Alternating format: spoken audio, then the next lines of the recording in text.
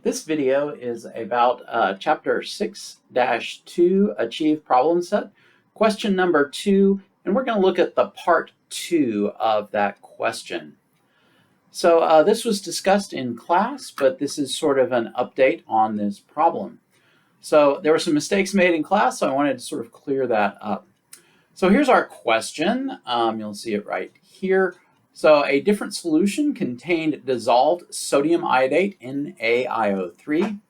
What is the concentration of sodium iodate if adding excess PbIO3 solid produces a Pb2 plus concentration of 5.80 times 10 to the minus 6 molar? So just kind of a review of where we were on this problem. So we imagine that we've got a solution with some excess undissolved solid. We've added some sodium iodate into the solution. So when it dissolves, it's going to break apart into its ions as usual.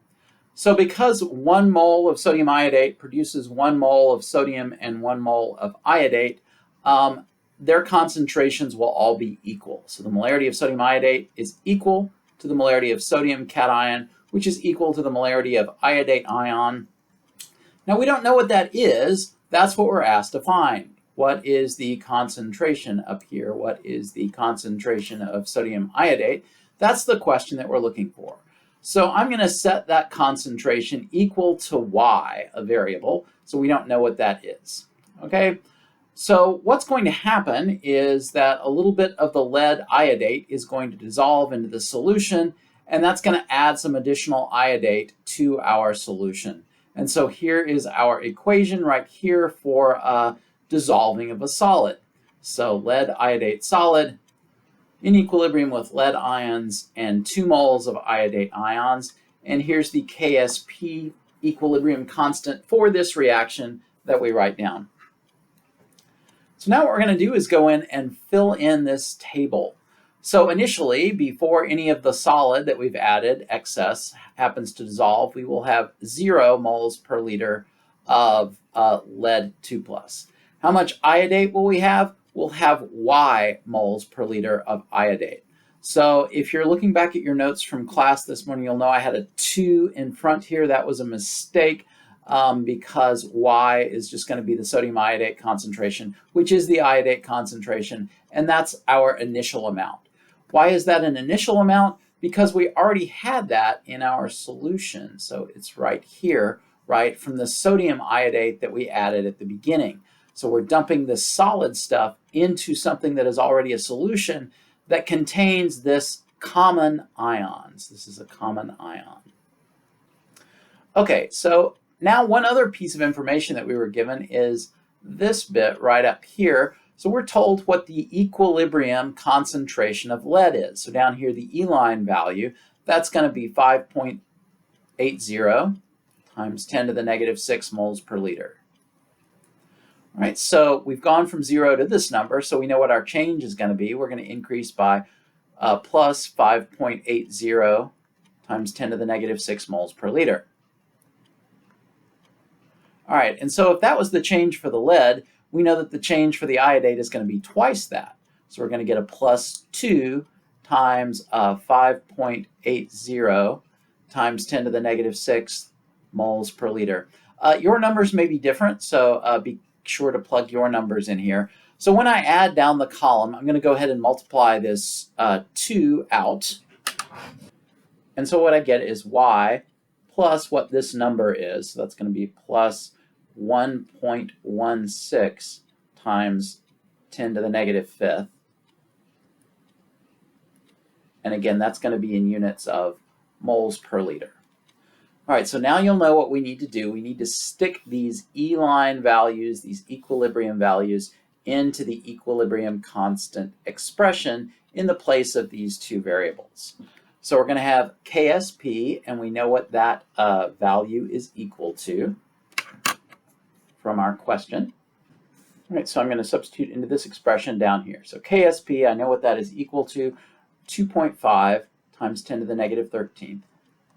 And that equals the lead concentration, so that's 5.80 times 10 to the negative 6th. And then we're going to have our iodate concentration, which is Y, which we don't know.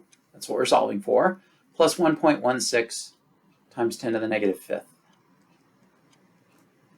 And that gets squared. All right, so to solve this, we want to get y by itself. So I'm going to divide both sides of this equation by 5.8 times 10 to the negative sixth. All right, so 2.5 times 10 to the negative 13th divided by 5.80 times 10 to the negative sixth. That's going to equal y plus 1.16 times 10 to the negative fifth. All right, so now this is an algebra problem. We just need to solve for the unknown.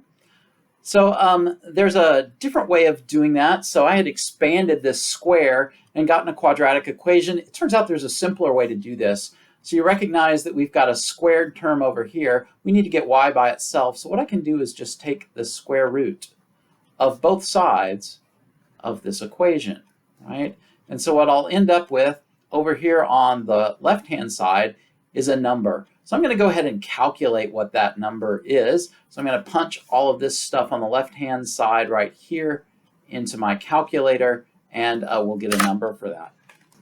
And I came up with, for my numbers, 2.0761. I'm just going to carry some extra digits. This is more digits than we will need, but just to make sure I don't have round-up error in a later calculation.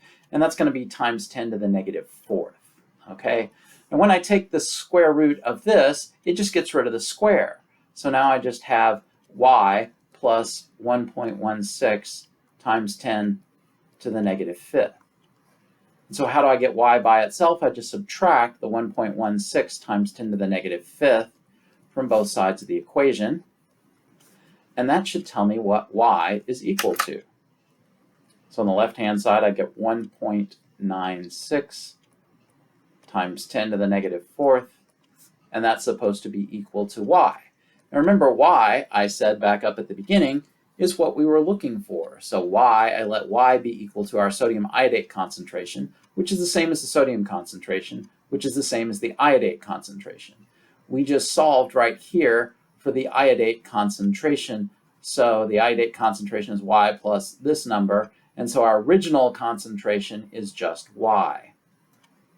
And so this will be our final answer. So that's going to be our iodate concentration, IO3 minus, which is the same as the molarity of the sodium iodate, because 1 mole of sodium iodate produces 1 mole of iodate. And so that's how that works. That should be our final answer. So that's a simpler approach than making that approximation that I talked about in class, or trying to solve the quadratic equation. And that's just recognizing that you can take the square root of both sides of the equation. So there you go. If you have any questions, let me know.